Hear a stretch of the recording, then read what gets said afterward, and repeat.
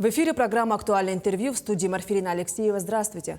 В 2024 году в арктической зоне республики активно реализовывались мероприятия и запускались новые проекты, направленные на развитие инфраструктуры и повышение качества жизни населения Арктики. Какие успехи достигнуты в этом направлении и каковы задачи на перспективу, мы сегодня и поговорим. Наш гость студии Сергей Неустроев, первый заместитель министра по развитию Арктики и делам народов Севера Республики Саха-Якутия. Сергей Анатольевич, здравствуйте. Здравствуйте. Ну что ж, немного подробнее расскажите, пожалуйста, какие мероприятия реализованы по благоустройству населенных пунктов, а также переселению граждан из аварийного жилищного фонда и улучшению инфраструктуры в целом. Да, в 2024 году правительством Республики Саха-Якутия активно реализовывались мероприятия, запускались новые проекты, направленные на развитие инфраструктуры и повышение качества жизни населения Арктики. В арктической зоне республики введено 4 социальных объекта. Это многофункциональный спортивный центр, зал имени Романа Михайловича Дмитриева и этнокультурный центр Дюмия со зрительным залом на 232 места в селе Жиганск. Больничный комплекс на 22 койки с поликлиникой в селе Хану Момского района и фельдшерско-акушерский пункт в селе Сурдах Верхоянского района. В рамках мероприятий республиканской адресной программы переселения граждан из аварийного жилищного фонда на период 2019-2025 годы построено 12 многоквартирных домов с общим вводом 220 квартир. Это в Алаиховском, Верхоянском, Оленёкском, Среднеколымском, Эвено-Бетантайском районах. В рамках реализации мероприятий общереспубликанского движения добрых дел «Моя Якутия в 21 веке» обеспечен ввод 3 четырехквартирных домов для молодых специалистов в селе Юнкур Верхоянского района, Тумат Устьянского и Кустур Эвено-Бетантайского районов, а также 1 шестиквартирный дом в поселке Батагай.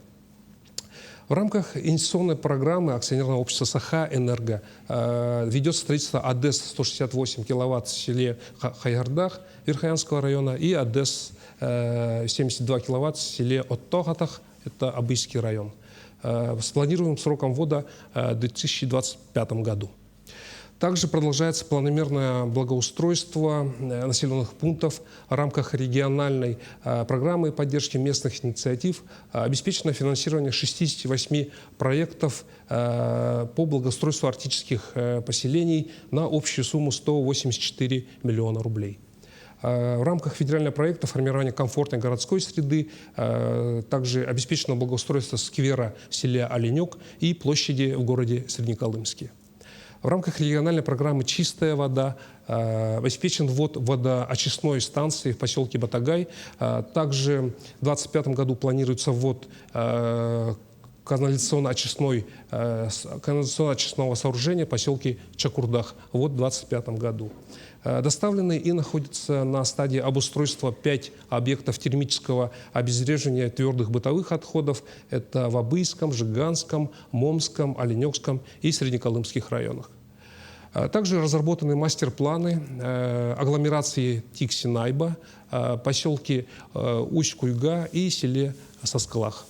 В Устьянском районе продолжается работа по строительству атомной станции малой мощности для энергоснабжения, разработки золоторудного месторождения Кучуз и населенных пунктов района.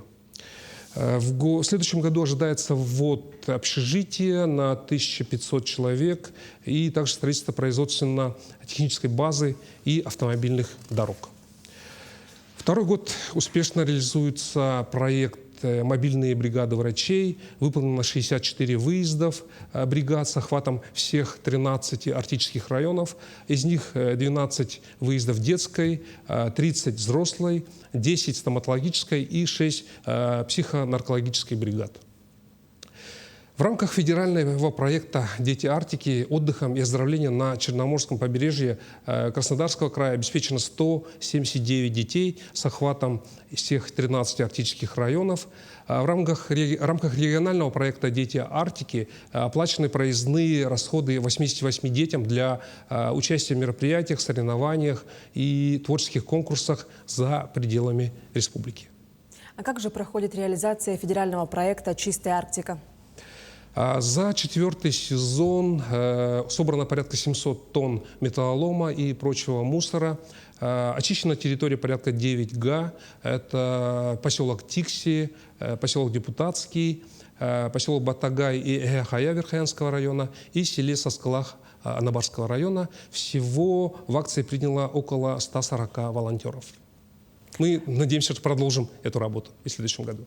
Еще один федеральный проект – устранение цифрового неравенства, что очень актуально для отдаленных наших арктических районов. Как он реализуется? Да, в рамках федерального проекта устранения цифрового неравенства 2.0 обеспечена установка сети сотовой связи стандарта 4G в 6 арктических труднодоступных селах. Это села Кюбергене-Сутороха Абыйского района, Борсысы Момского, Бяхисылгытар Среднеколымского, Кыстатем Жиганского района. Также благодаря компании Ростелеком такая же связь появилась в поселке Чукурдах Аллаевского района.